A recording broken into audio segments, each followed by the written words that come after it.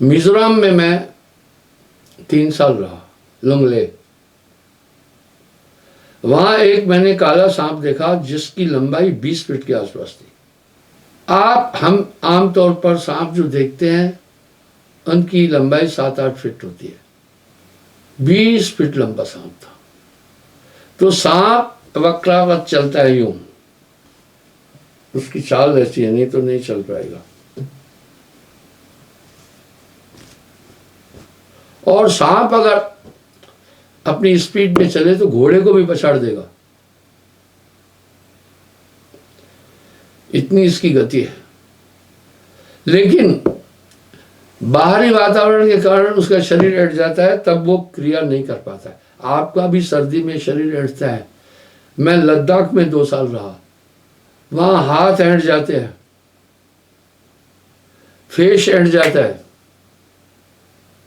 इसका थोड़ा बहुत असर तो हम सब पर भी पड़ता है ठंड का, लेकिन जो हमारा नेचुरल तापमान है वो कम नहीं हो पाता है, इसलिए हम बाहरी सर्दी आदि को बर्दाश्त करते, सांप नहीं कर पाते। तो वो करीब 3 महीने भूमिगत रहता है, वायु खाता है, सिर्फ पवन आहार है उसका। इस तरह मैं आगे बताऊंगा सतलोक में हंस का आहार क्या है।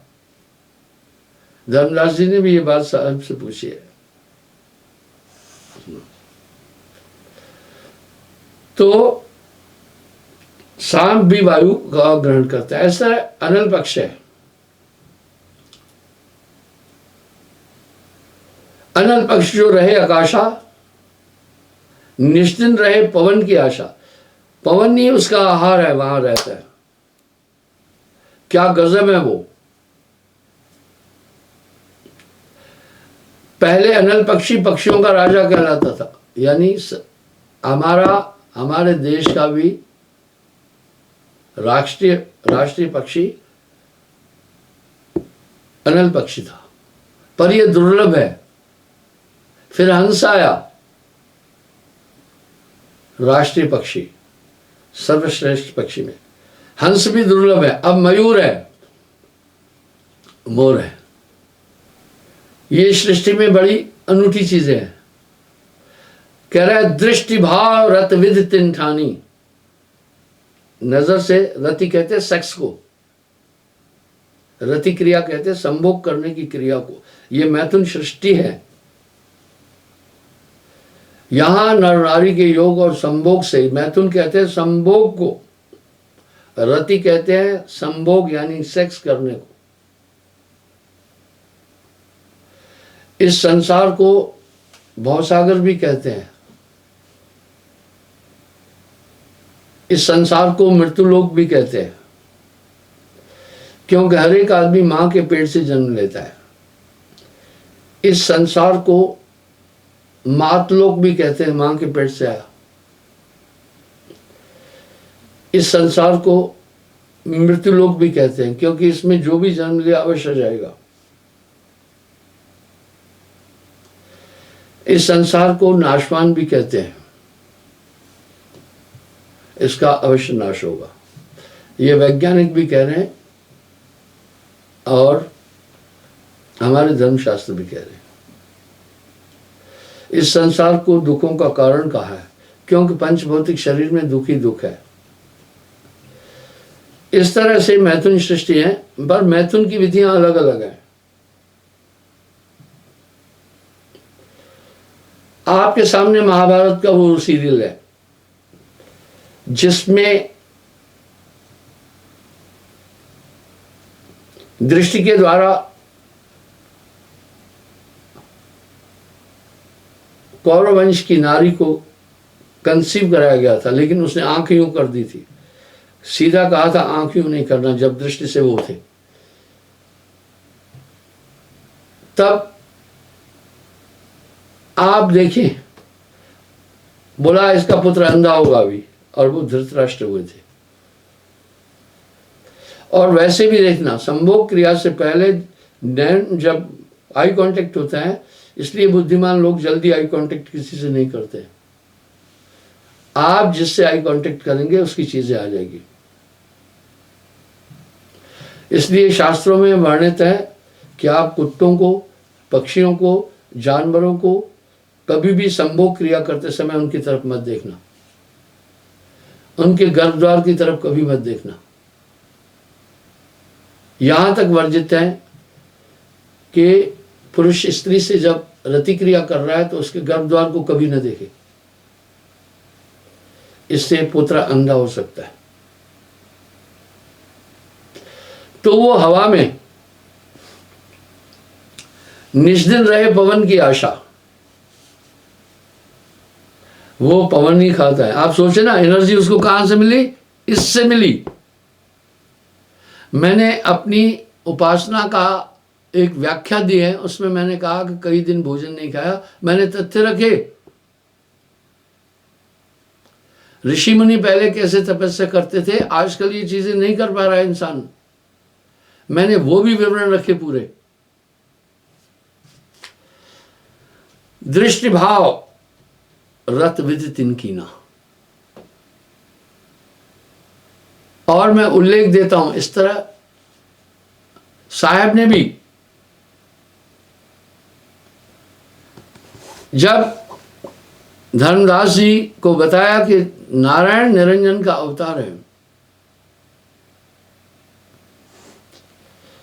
तो यहां उल्लेख आता है चूड़ामणि जी, तो माता आमना को धर्मदास जी ने कहा अब तो मैं संभोग क्रिया में नहीं जाना है, तो साहब ने रति से ही चूड़ामणि की उत्पत्ति की थी, दृष्टि से। अभी यहां पर एक भाव आ रहा है, साफ साफ तो बोला जाए ना, क्या कह रहे? दृश्य भाव तिन रत विधि ठाना, नजर से। और आप बाकी भी देखना, जब आदमी आई कांटेक्ट करता है तो उस समय भी स्ट्रक्चरल थिंग्स उसमें उत्पन्न होते हैं। यह विध गर्भ रहते हैं जाने, इस तरह मादा को वो कंसीव कराता है दृष्टि से। अंड प्रकाश कीन पुनतहमा, निराधार आलम्बन जयमा, यानी निराधार में, अंतरिक्ष में, जहां कोई भूमि नहीं थी, आधार नहीं थी। अब ये तो कुर्सी है तो जमीन पर एक आधार है ना, लेकिन जो अधर में चीज है, यानी पृथ्वी और शून्य में है, वो निराधार में रुकी। वो अंडा निराधार में रुकता है, गजब है। इसको वैज्ञानिक लोग नहीं समझ पाएंगे, वो उनकी पहुंच नहीं है वहां। हमारे शास्त्रों में जो रहस्य दिए गए हैं बहुत अनूठे हैं। अब वो वहां से गिरता है, क्या बात है। मार्ग माह पुष्ट भव अंडा, गिरते गिरते पकता है। कच्छप दृष्टि जो लाभई सो मेरा गुरुदेव।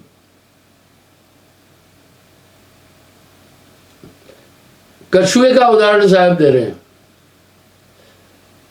आप गूगल में जाकर भी, यूट्यूब में जाकर भी देख सकते हैं। कछुई अंडा देती है जमीन पर, वाह, उसने अंडा पानी में नहीं दिया, बह जाएगा, बहेगा नहीं तो मछलियां खा जाएगी। वो नदी के किनारे रेत है या समुद्र के किनारे रेत है, वहां पर अंडा देती है और ऊपर से ढक देती है ताकि कोई जानवर नहीं खा सके, पक्षी नहीं खाए।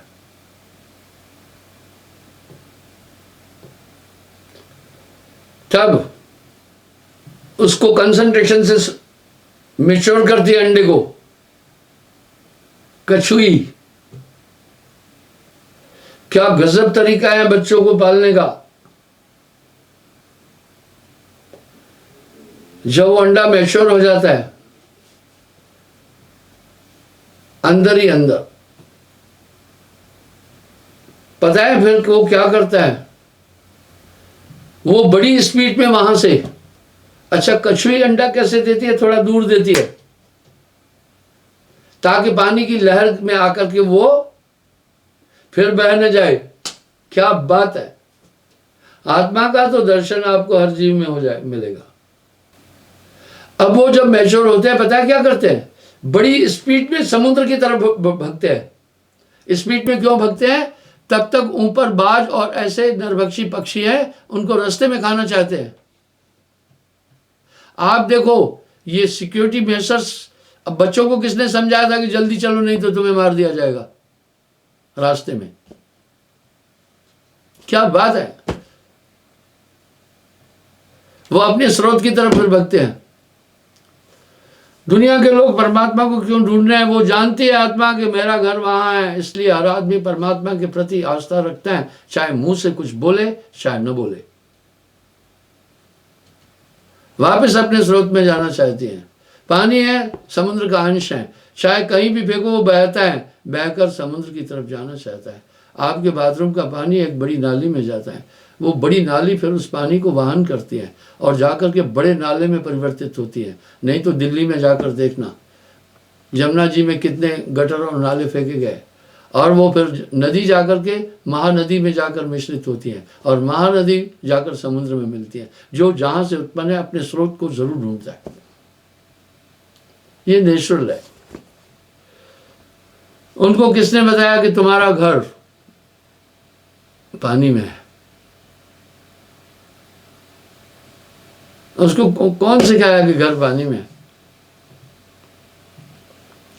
अपने स्रोत की तरफ बढ़ते हैं। इसी तरह वो अंडा अनल पक्ष का नीचे गिरता होता है। अब साहब क्या कहते हैं, मार्ग में पुष्ट भय अंडा, पर वहां से बहुत स्लो आता है, बहुत स्पीड में नहीं आता है। कैसे आता है, मैं आपको ये उदाहरण दे रहा था, स्लो आता है। कोचीन में हमारी बटालियन नेवल के साथ अभ्यास कर रही थी। अब नेवी के साथ भी आर्मी क्यों अभ्यास करती है? कुछ द्वीप है हमारे, उस पर कोई हमला करे तो आर्मी जाएगी वहां लड़ने के लिए। तो एक जवान की HMT वॉच, उस समय HMT वॉच का क्रेज था, वो गिर गई समुद्र में। शिप में थे हम लोग, तो उसमें नाविक भी था, गोताखोर भी रहते थे। बाई चांस कोई जवान गिर जाए तो उसको गोताखोर ले आता था। उसके पास गए, कहा भाई एक घड़ी गिर गई है। गोताखोर को बड़ा शिप था, ढूंढने में थोड़ा टाइम लगा, 5-10 मिनट लग गए थे। उसने बोला कहाँ गिरी? बोला इस जगह। बोला अभी मैं लाता हूं। तो हम सब लोग सोच रहे थे यार घड़ी पता नहीं कहां पहुंच गई होगी। वो 5 मिनट के अंदर घड़ी ला करके दिया, बोला यही है। वहां जल की गहराई काफी थी, वहां जल की गहराई किलोमीटरों में थी। वो बोला ये घड़ी सिर्फ 20-25 मीटर नीचे जा पाई थी। हम सब सोचे गिरते ही वो गई हो, क्योंकि पानी का घनत्व था। घड़ी लहरा, बोला ये 2-3 दिन बाद पहुंचना था तले में। पानी का घनत्व उसको स्पीड में नहीं जाने देता है। इस तरह वायु का घनत्व वहां निराधार में किसी भी पदार्थ को स्पीड में आने से रोकता है। वायु का घनत्व रोकता है, इसलिए वो अंडा बहुत स्पीड में नहीं आता है। तर्क है ये। वो धीरे धीरे धीरे धीरे आता है। आप साहब क्या कर रहे हैं, देखिए मैं ये व्याख्या क्यों उठाई, नहीं तो आप कहेंगे ये तो गप है। मार्ग में मां है पुष्ट भयो अंडा, रास्ते में ही वो मजबूत यानी पक मेच्योर हो गया। मार्ग माए ब्रह नौखंडा, यानी ब्रह नौखंडा फूट करके बाहर बच्चा भी आया। मार्ग माह चक्षतिन पावा। आप सोचें रास्ते में ही उसकी आंखें भी खुली। पक्षी की आंखें जल्दी नहीं खुलती हैं। मार्ग माए पंख बरभावा, रास्ते में ही उसके पंख भी मिचुर हो गए। अब साहब क्या कह रहे हैं, मही डिग आवाज सुनते हैं बाया, मोर यहां मोर आश्रम नहीं। जमीन पे टकराने से पहले ही वो चेतन हुआ। सूरज समार चले पुन तहमा, मात पिता को आश्रम जहमा। वो सीधा माता पिता के पास उधर चला जाता है। मैंने कछुए का उदाहरण दिया। उसकी माँ उसको लेने नहीं आई, उलट चीन निज घरे सधावा। वो कछुए के बच्चे जो हैं वो खुद ही उसी सूखी जमीन से दौड़ते दौड़ते बड़ी स्पीड में आते हैं, आकर के समुद्र में मिल जाते हैं। कछुई लेने नहीं आई, डीएनए में ही है। इस तरह आपके डीएनए में परमात्मा है। आपके डीएनए में बहुत ताकत है, आप उसका अंश है। तभी तो साहिब वाणी में कह रहे हैं, सब में तेरा जलवा समा रहा है, जिधर देखता हूं उधर तू ही तू है। जिधर देखता हूं उधर तू ही तू है, हर शय में तेरा जलवा दिखता रूबरू है। रूबरू यानी प्रत्यक्ष। साहब क्या बोल रहे हैं यहां, अनल पक्ष तैन लेन ना आवे, उसके माँ बाप लेने नहीं आए। उलट चीन निज घरे सधावे। आपकी आत्मा को प्रभु तक जाने में कोई रुकावट नहीं है, उसमें ताकत भरी पड़ी है। साहब ने इसका भी उल्लेख किया है कई जगह वाणी में। सबकी गठरी लाल है, कोई नहीं कंगाल। हंसा तू तो सबल था, अटपट तेरी चाल, रंग कुरंग ते रंग लिया, अब क्यों फिरत बेहाल। बस यहां बंधी हुई है। लेकिन जो और इतनी स्पीड में भागते हैं वो बच्चे, लेकिन जो गफलत में रहा, सिलो सिलो आया, उसको फिर चील पकड़ के ले जाती है और उनको आहार ही यही है। वो यहां तक कि बड़ी बड़ी मछलियों को ऊपर से उनकी नजर कितनी तेज है, वो आकर के मछली को उठाकर चले जाते। तो साहब फिर क्या करें, अनल पक्ष तैन लेन ना आवे, उलट चीन निज घरे सदा। वह पक्षी जगमा रहा है, अनल पक्ष सब ना ही कहा। अब यह साहब कह रहे या वे जो जीव चेते भाई, बेटे काल सतलोक सधाई। निरालंब आलंब सतगुरु एक आशा नाम की, गुरु चरण लवलीन आधीन निष्दिन, चाह नहीं धन धाम की। सुतनार सकल विसराय विषया, चरण गुरु दृढ़ कर गए। अगर आपकी सुरती दुनिया में, वही तो खास चीज है ना, जो कुछ है वो सुरती है। वो संसार में फंसी हुई है, उसको निकाल लो बस, वो उलझी है उसमें। तो इस तरह मैं अभी आपसे व्यंग मार्ग पर बात की। आज मैं आपसे पुनः भ्रंगमता नहीं बोल पाया, हालांकि मैं एक बार फिर बोला हूं, पहले भी बोला हूं, 1000 बार बोलने पर भी कम है। मैं कल पुनः भ्रंगमते पर आपसे बातचीत करूंगा। ये सृष्टि बड़ी अनूठी है। भ्रंगमते का उल्लेख करने के लिए ही मैंने आपके साथ में अनल पक्ष का उदाहरण दिया, कछुए का उदाहरण दिया है।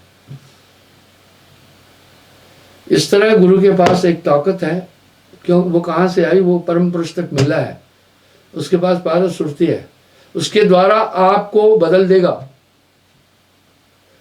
जब मैं ये बातें बोलता हूं दुनिया नाराज होती है, उनको ये मेथड ही नहीं पता है ना।